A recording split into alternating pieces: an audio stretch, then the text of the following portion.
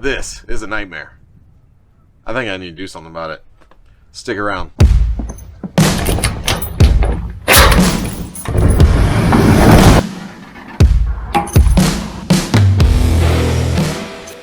Alrighty, let's get organized. So there's a few different upgrades that I'm making to my 4Runner to achieve that state of organization that I so desperately need. The first and probably the most crucial factor is this drawer system. I decided to go with the Ironman4x4 900 series drawer system. And the reason being is because it's very well built and at a very reasonable cost. I was looking at building my own drawer system, but once I started running the numbers and the amount of time, my time factored in, this just seemed to be a better option for me. I also ordered the Ironman4x4 fridge slide. And if you're a dingleberry like me, you're going to order the wrong size first. So, that being said, we're not going to be mounting this today. We'll come back to that later in the video once we get the right size. Alright, there are several different ways you can go about mounting this in your vehicle, and for right now I'm just going to go with the least intrusive way, which is going to involve installing some U-bolts to the actual drawer system here and anchoring it to the OEM anchor points within my 4Runner through the use of turnbuckles. And I'll show you the hardware that I've gathered to do that. And for your convenience, I've included links in the description for all the hardware that you'll need for this project. You'll need 4 of these U-bolts, and this is how they come. Now, on top of that, I've paired it with some nylon lock nuts. And what you're going to want to do actually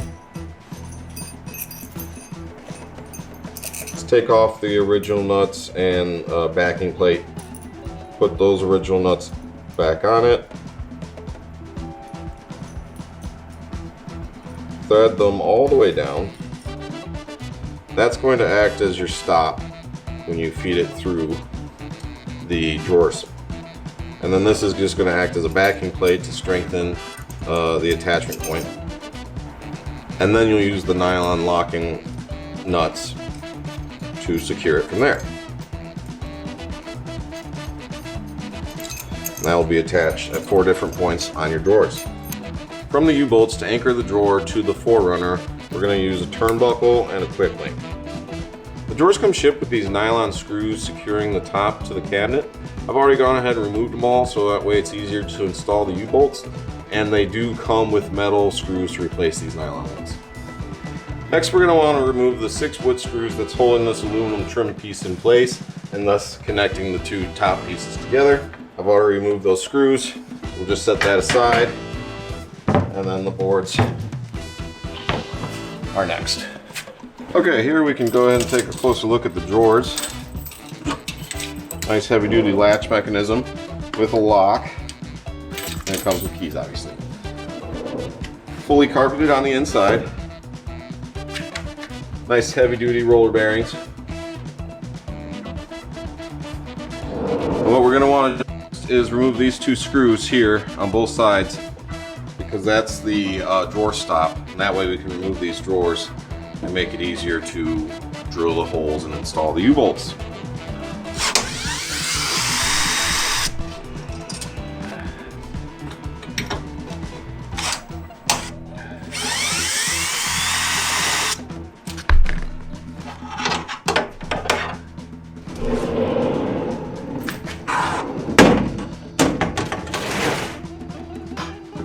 The U-bolts don't need to be in exact positions or anything like that, but you do want to obviously keep them close to where the OEM anchor points are, and make sure that on the inside here they're not going to be interfering with anything as the drawers open and close. I've already gone ahead and marked out all my spots where I'm going to be drilling the holes for the U-bolts. So let's go ahead and do that.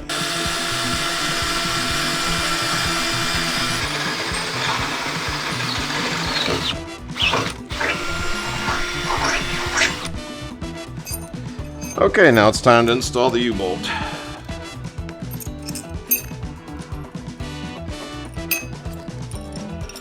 Turnbuckle on first.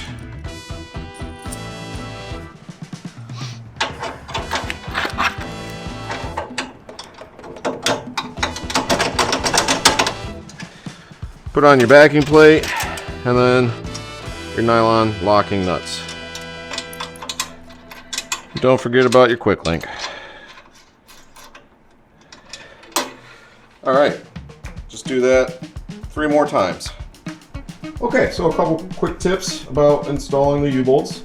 Remember what I said about the positioning of the U-bolts and making sure they don't interfere with anything like the drawers closing? Go ahead and forget all that. And then go ahead and drill your holes in the back here too low, so that way when the U-bolts are installed, they prevent the drawer from closing all the way because they're hitting it. Then realize that, come back, offset your holes so you don't accidentally drill into the original holes and just make a big old loosey-goosey hole there. And move them up, you know, 1/4 inch or so, right under this ridge. Then you'll be able to close your drawer without it interfering, like so. All right, when you install your front U-bolts, don't tighten them down all the way, just barely get them threaded on there, because as you can see, the drawer stop here hits the bolt, and so you won't want it in all the way. So that way you can have enough room to pull this out ever so slightly and slide that on by, and then come in here with a wrench and tighten it down. Okay, don't forget to reinstall your drawer stops, and then go ahead and put the top back on. Instead of using the nylon screws, use the metal ones, and go ahead and put that aluminum front trim back on, and then we'll be ready to actually put it in the vehicle. So I'm going to go ahead and do that, and we'll check back once we're ready to install it. Before we actually go and put the drawers in the 4Runner, I'm going to install this other accessory I purchased from FinnFab. It's Molle panels. They install right over the rear windows here, so that way you can attach all sort of gear, Molle pouches, you name it to it. So first and foremost, the 3 attachment points are these 2 here. Well, that one, this one, which I'll give you a closer look, and this one.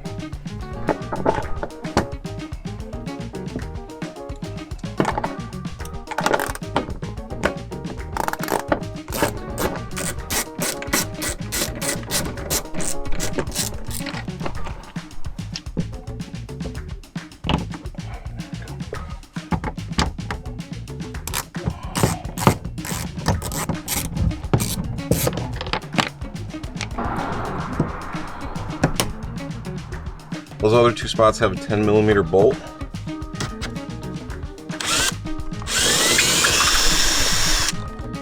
This spot, Phillips head or square bit. Go ahead and leave this bolt and that screw out. We're going to be replacing them with some provided hardware and spacers that came with the kit. Okay, we're going to take the Molle panel and this top bracket, and we're just going to loosely attach them with the provided hardware here.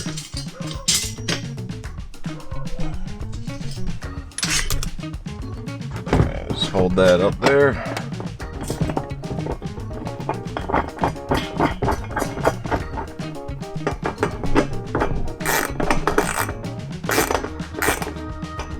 You take the short spacer, and that's going to go over here. Then your bolt's going to feed through this part here.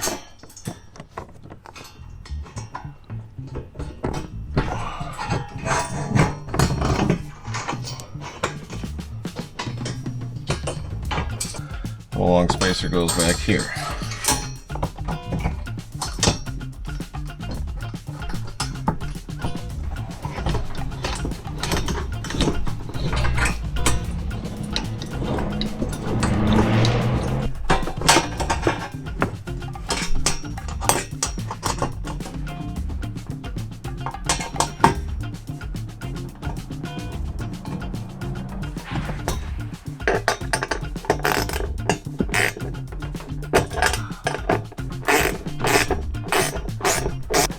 Okay, it's as simple as that. Just repeat the process on the opposite side. Now you can get these powder coated. I opted to go with bare metal simply because I'm going to powder coat it myself once I finish my powder coating oven, my larger powder coating oven that is. And for those who are wondering on an update with that, I know it's been a while. Basically, I decided to make it from as much scrap metal as I can gather. And I don't know why, I just thought it'd be fun. But it's taken longer than I thought, but I think I've got as much as I need now. So I'm gonna start that build process here soon, so stick around. Now back to the FinnFab Molle panels. As you can see, all these are fitted with holes, so that way you can actually use riv nuts to attach different accessories to it, which I will be doing later once I decide the layout pattern that I have determined to be best. And on the opposite side, there's a cutout right about here for a power panel, extra DC ports or USB ports if you wish to install that. All right, I'm gonna get the other side installed so that way we can go ahead and get the drawers in the 4Runner. And here's a look at the other side. And here's that cutout for a power panel. And another added benefit of having these Molle panels is that if you're on some rough terrain and things are bouncing around, it's going to protect your windows from things smacking into them. Alright, we're about to put the drawers in.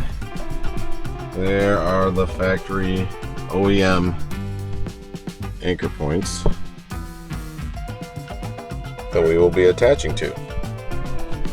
Now that you got the drawers in the vehicle is the easiest part of all, which is just anchoring it down.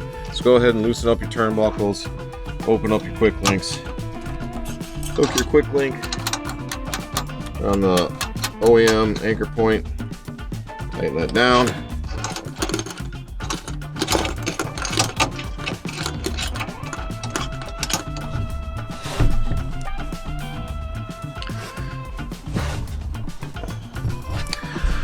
And then do that to the other 3 anchor points.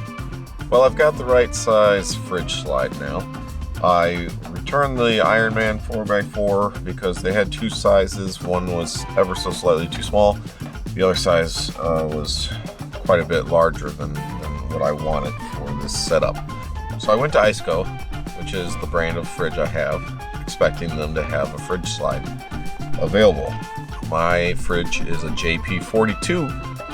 And they have a fridge slide for JP 30, 40, and 50. I looked over the dimensions and it wasn't going to fit. So I reached out to them, asked which size they recommended. They just sent me an automated response pretty much saying they don't have a fridge slide that they recommend for the JP42. But after looking at the dimensions, I went with this one, which is for the VL 35, 45, and 60 series of Iceco. Just in case any of you have a JP42 out there, this is the size you want. That's not going to be too large or too small. Now, let's get it mounted. I believe the instructions recommend 6 mounting bolts. I'm going to go ahead and do 8 just for good measure. What I'm first going to do is get it aligned where I want it, and then there's 4 holes I am going to be utilizing by putting bolts through. So I'll just start some holes there to mark where I want it.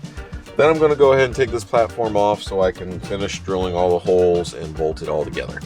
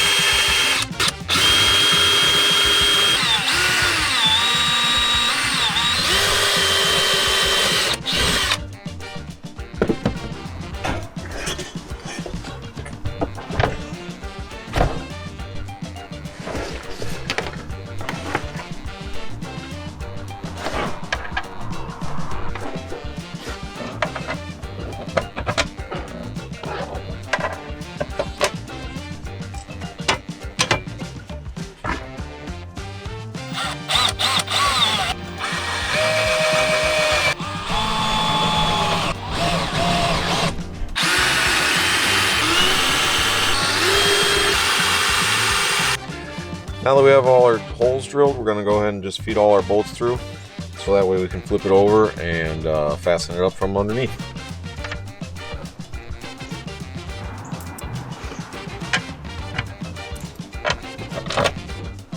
Okay, before flipping this over, make sure your fridge slide is locked in place.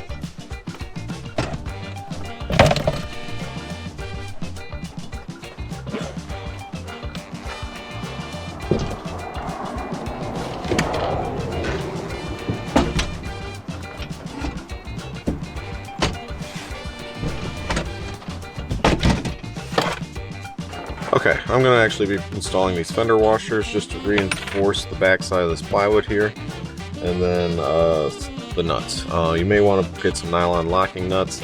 I had purchased some the locking washers, but split ring washers, but it's a little bit too tight, so I'll probably swap them out later.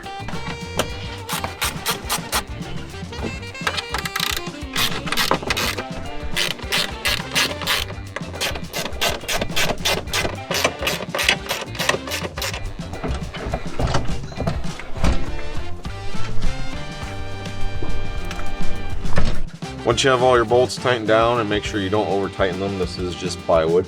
But once you do have them all tightened down, go ahead and reinstall your top deck here and all the screws and trim. And we are all set. Now we have a working fridge slide with 2 stopping points. I don't have the straps installed yet to tether the fridge down, but you can use your imagination. Very nice. I've already installed some riv nuts to start organizing with the Molle panels. I have my hatchet and my shovel on this side, and on this side I have a first aid kit and fire extinguisher. And as we all know, organization is a ever-evolving process. I have all my recovery gear on this side, air compressor, kinetic rope, tree savers, all the good stuff.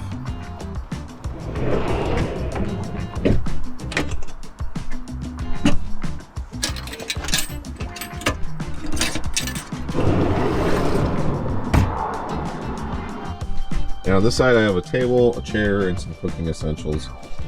But like I said, this is an ever-evolving process. Well, that's going to do it for this one. I'll go ahead and put links down below for all the accessories I featured. And if you do have any questions, just go ahead and leave it in the comments. Other than that, hopefully I'll see you next time, and thanks for watching.